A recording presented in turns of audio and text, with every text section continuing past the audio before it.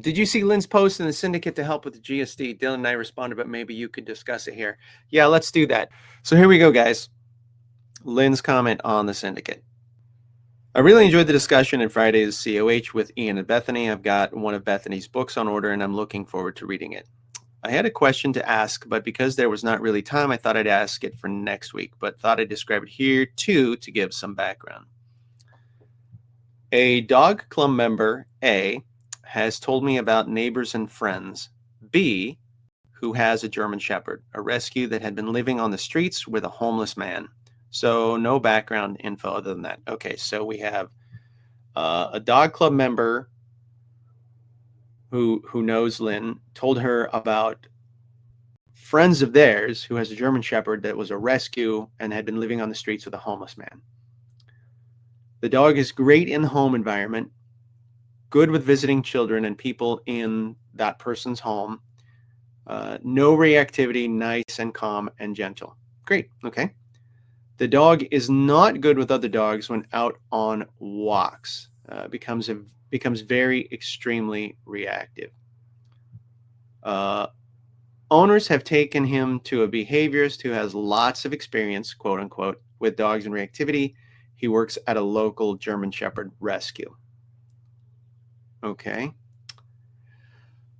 The behaviorist does pack walks with the other dogs, sometimes 10 at a time or more. B's dog is on the other side of a secure fence when he is walking the pack, who then run at the dog. I was horrified when I was told this. Told her to tell her friend that should stop immediately because it was just making matters worse. Agreed.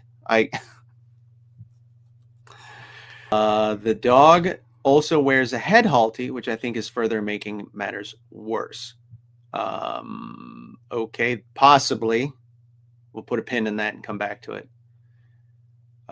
The person have adopted this German Shepherd, have had German Shepherds all their lives, but are really struggling with this one.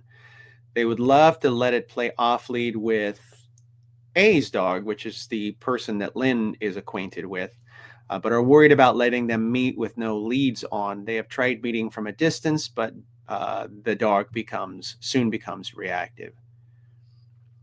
The person could try muzzle training, done very slowly and with compassion, but the dog is so big that they feel that although this would stop any biting, it wouldn't stop him overwhelming A's dog. Okay, we'll put a pin in that and come back to it. The person takes him to a secure play field on their own and walk him twice a day, make him sit if they meet another dog. That may be an issue. Is it? Yes. Has walked with A's dog a couple times a week before A was ill. So they've done, it sounds like, if I'm reading that correctly, they've done parallel walks with the acquainted person's dog until that person fell ill. Oh, that's good. Well, that's good. Doesn't seem to mind A, the person, the acquainted person's dog walking close behind him, but side by side or just lying down, he will suddenly lunge and bark, though it doesn't look aggressive somehow. Okay, all right, okay. That's an interesting piece. Let's come back to that too. The person would love to bring their dog to our training club where I assist, but I don't think it would settle and would find the environment too challenging. That's quite possible. I have asked my acquaintance to tell the owner to quit the behaviorist their dog is currently working with, because clearly this strategy isn't working. It's also stupendously boneheaded. That's not good behavior work.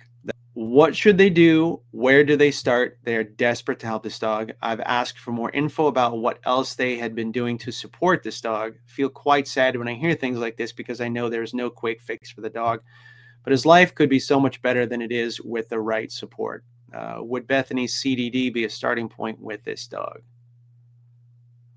Okay, so let's take a few of these responses. Dylan chimed in. Hey, Lynn, sorry for the delayed response. I'm a little reluctant to give any tips here. There's a lot to digest. One of my biggest takeaways from the discussion with Bethany and Ian on Friday's COH was we can do all the training or behavioral modification in the world, but is it actually beneficial? I'm not saying don't train one's dog, but the key for me is actually listening to what the dog is telling you, which for me in this case and what you describe is the dog doesn't want to be around other dogs right now. No amount of try this or train that is going to change it, not now anyway. They know the environment it is comfortable in, work on building trust and relationship in the low arousal safe space that is its new home, full vet checkup to see if there are any health conditions like pain or being unwell. The reactions of other dogs could be that is simply it's feeling poorly or painful and wants them to stay away. I wouldn't encourage any off-lead play until they know why the dog is reacting the way it is, and definitely avoid these pack walk sessions. Yeah, I would agree with that. So I think one of the things that's I am not intending in any way to speak for Bethany. This would be something that I would rather that she chimes in on. She knows herself better than I do. I think one of the main contrasts between me and Bethany is that Bethany spoke about behaviorism and didn't feel that that was useful lens to work on. And I'm wondering if her definition of behaviorism, might come from a different standpoint than either I'm looking at it or I'm used to. It feels different to me. And again, I really wish Bethany could chime in on this. I was raised under the umbrella of applied behavior, not as the be all end all, but a way to understand some of the frameworks at the way we look at why a dog does what they do, and then use that to inform what methods we're going to use. So, parts of that applied behavior piece, then, we also look at, I've spoken about this before, is the Humane Hierarchy, which was first suggested and put out by Susan Friedman. And I've taken her Living and Learning with Animals course, which was like 6 weeks long, and it was big. It was amazing. But when you look at the Humane Hierarchy, it doesn't just jump right into the training pieces. We look at like, okay, so these are the behaviors a dog is exhibiting that are causing friction in the living space.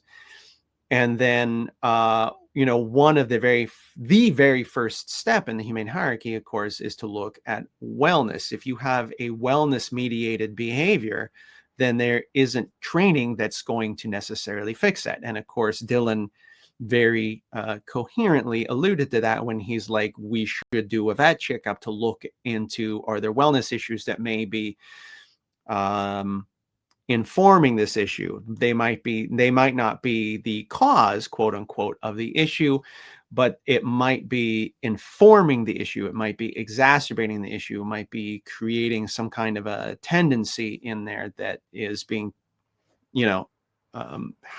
contributing to the behaviors that are being demonstrated. And then after that, the next thing is environmental management. Like, can we just manage the environment to either prevent this behavior from happening or to soften its effects? We don't even get to positive reinforcement until it's like the third or fourth rung stop on the Humane Hierarchy. And I think that's a lot of what Dylan's talking about here. And those are important pieces before you even talk training pieces. Now, I look at the training pieces as kind of a reverse engineering, and this goes back to my training as a teacher. When I was doing my master's program, my graduate program to get my master's in teaching, we learned a lot about backwards design, which is where you don't start with your lessons and then try to go somewhere. You start with what are your overarching goals, and then you break that into, okay, what are the skills necessary to be able to accomplish that goal, and then that is where you build your lessons. So you work backwards. And I've always kind of done that with my training. I'm like, okay, where do we need to get to? Okay, so what do we need to change in the environment? And what skills does the dog need to have in order to be able to reach that space? And that's where we talk about management and safety and environmental pieces. And then if there are any skills where that dog is deficient that may help them navigate into that space, that's where we go, oh, okay, so now we're going to talk a little bit of training so you can build some of these skills. I want to see what Len says about this.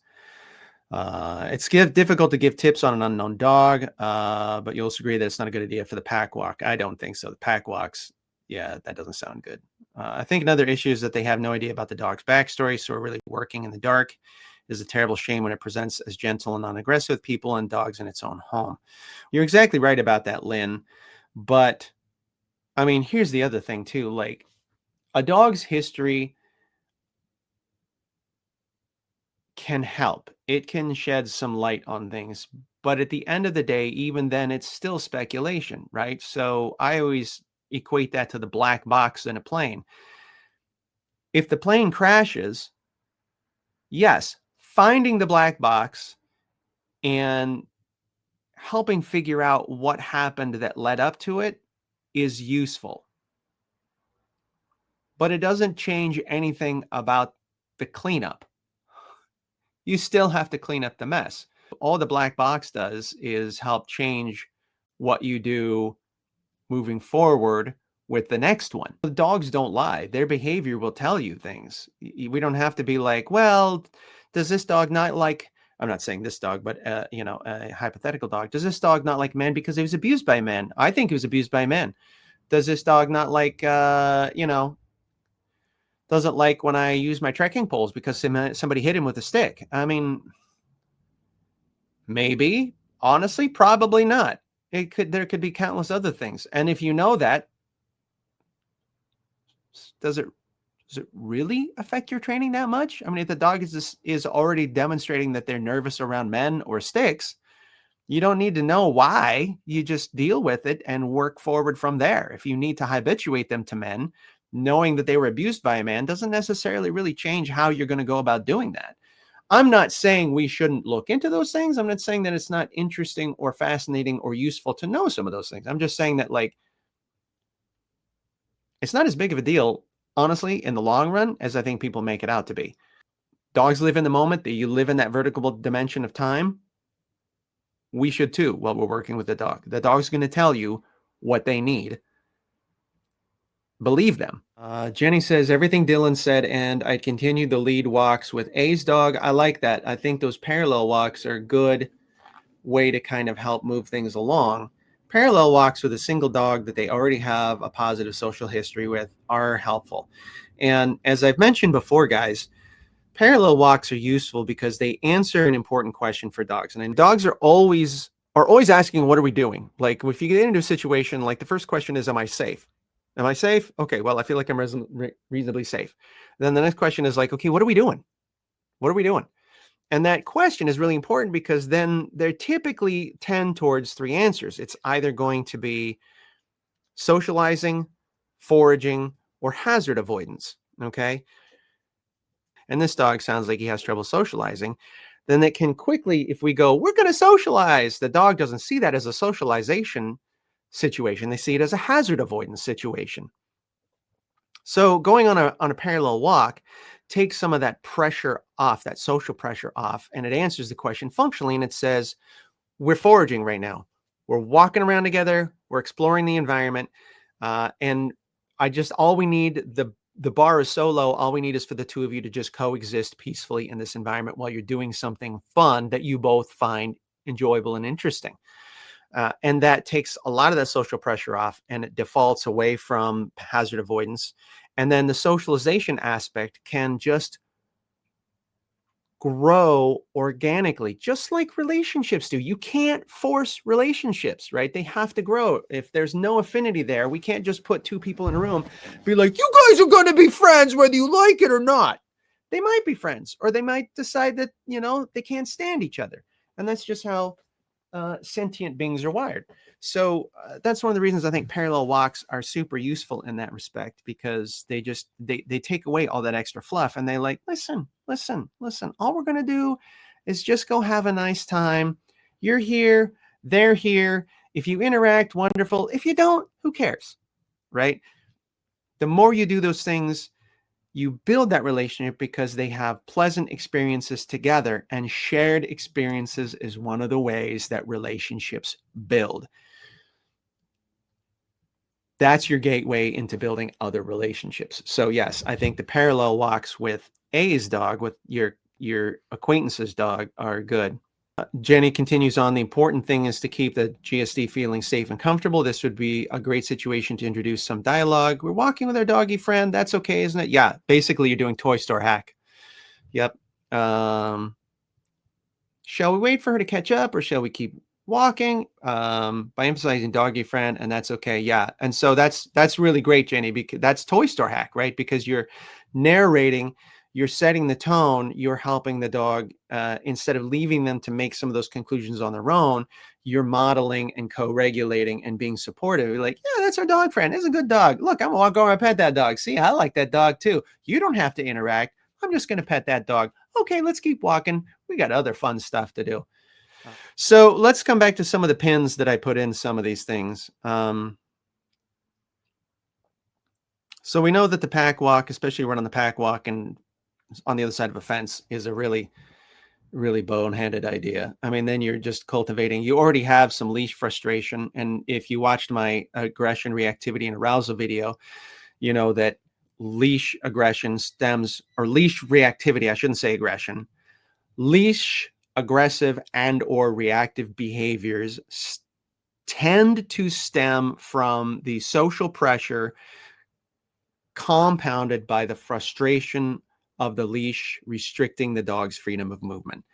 And then if you have a fence, you have the same thing. It's just that the restriction on the freedom of movement comes from the front instead of behind them. And that's what we call barrier frustration. And that can result in some barrier aggression and or barrier reactivity. So there's just, I don't see any use in that at all. And I think a pack walk would be way too much. Typically what tends to happen, pack walks tend to work because of compounded suppression, right? You have a dog that maybe if it was one dog to one dog would react or become aggressive, but then when they're suddenly surrounded by 15 or 20, it's diluting all of that focus, and the dog just kind of just suppresses, be like, there's no way I'm going to fight my way out of this, so I'll just kind of roll with it. And then of course, as in phony behavior, we assume that non-activity somehow equates calm, and it does not. So I'm not a fan of big pack walks unless all the dogs are already fairly well socialized and comfortable with that. If you have an affinity group of dogs that are fairly well socialized, are okay with other dogs, even meeting a few new dogs, then it honestly feels like a social activity to them. If you have like 10 dogs that are all working together and then you toss in the one dog thinking you're going to rehabilitate him in a big group, that's just suppression. That's not really actively addressing why the dog feels the way he does. You just put a big lid on it is all you did. Muzzle training isn't a bad idea. That's just a safety layer. If and when you feel confident enough to bring the dogs into closer proximity or to allow them to commiserate a little more effectively. This is one of the times when the history would be helpful, is if we had a fight to bite ratio established. If we had a bite history, then we'd have a better idea of how safe the dog is to work with in that respect. So a muzzle isn't a bad safety layer for those instances when we're going to experiment with closer contact. You would probably, or they would likely still have a couple of safety layers in place besides the muzzle. So a leash or a drag line or something like that, so that even if it went sideways, the muzzle would keep any bites from happening, and then you can secure the dogs and break up any conflict quickly and safely without any dog or human getting hurt. And of course, the muzzle doesn't mean that we just throw caution to the wind. It just means that, hey, we're getting into, the stakes are a little higher with some of the work that we're doing. So let's just put some safety layers in place. It's not a bad idea. Then, of course, like you said, that needs to be done slowly and with compassion. I want a dog to not feel stressed out when they have their muzzle. I want a dog to just be like, I hold it and be like, hey, muzzle up, buddy. And they they punch into it, and we strap it on and be like, good job. You ready? Let's go. A lot can be revealed from the dog's body language. A lot of reactive dogs that I work with are dogs that really kind of want to interact, but they're not very good at it. They've got maybe a spotty social history. They've got, in that particular context, they've got some confidence issues or some experience issues, and that raises their level of concern, which activates their nervous system. And then if the pressure or the agitation gets too much, then they pop, they tip over and they pop. But really, honestly, the core of it is that they want to interact. They're curious about interaction, just don't know how, or they've had bad experiences, or both. And that's hard to determine unless we can see the dog's body language. I don't know what I would probably gain a lot of insight from seeing the dog, what he looks like prior to reacting, and then what the recovery looks like. I don't need the black box necessarily. It's helpful kind of, but I want to see what the dog's doing right now. What is the body language? What are they communicating? What are they telling me they want or need right now? My advice to you would be, or to the owner would be, like Dylan said, check the wellness. Just there's probably nothing wrong, but let's just cross it off. Just make sure there aren't any joint issues, or it's a German Shepherd, so hip dysplasia, or an impacted tooth, or a thyroid issue, or any stupid thing that might not present really obviously, that could just be an underlying thing. And then continue with the parallel walks. Perhaps consider doing some muzzle training. During the parallel walks, I'd focus on some toy store hack stuff. I would start doing, after that, I just start doing some tension control and snapback. Start with some free engagement, do some snapback, because that's kind of our bread and butter for working through those things. If I can get the dog free engaging and doing some snapback in low arousal situations around other dogs, then I'm going to have a lot better time bringing them closer during parallel walks and toy store hack stuff. Is that helpful? Tell me what you guys think. Yeah, get a decent behaviorist that will support the family and the dog. 100%. 100%. I think it's the thing, that's why I really like having my certification as a family dog mediator, because I think that's a really important thing. And Hannah has really helped me develop this mindset where, I don't want to come in like, I'm a trainer, I'm gonna fix all your problems with training, and I assume, I don't want to say for her that maybe this is where Bethany's coming from, that, then the opposite, the parallel track is that, well, like, I'm a behaviorist, I'm going to come in and I'm going to use behavior to solve all your problems, antecedent behavior consequence, and I really come at things from that mediation standpoint. I feel like I'm a social worker that focuses on the relationships between families and their dogs. And that means that we support the dog with their needs and current skill level and ability to communicate with their people. And then I help the people with their skills and knowledge and ability to communicate with their dog. And, hopefully somewhere we meet in the middle. Yes, Bethany's a mediator. Yeah. I think we both probably come at that the same way, like I said. And that's one of the reasons I think that you guys feel like we mesh so well, is that it's really comes from a social work standpoint. We're kind of counselors, I also say, at least for my part of that, I think it's important in that respect, as part of my job as a counselor or a social worker in that context, or in that aspect, is also, for me, it's immensely helpful that I know a lot about applied behavior and that I have really good training chops. If you're like, okay, well, this is a skill my dog doesn't have, I need to teach him how to do this, I'm like, I can absolutely help you with that because I'm freaking good at it. Right. So I think having the really good, strong training chops are important. I think having a lot of thorough knowledge of applied behavior is important also. I think what's also important, though, is to just use those as tools in a larger toolbox that looks at the whole picture, right? That whole environmental family mediation suitcase that we're all just kind of packing it all in. The best training you are able to do with a dog, and by training I mean the entire umbrella that we just talked about, the whole like training, applied behavior, relationship, environment, all that stuff. For me, that's what I say when I talk about dog training.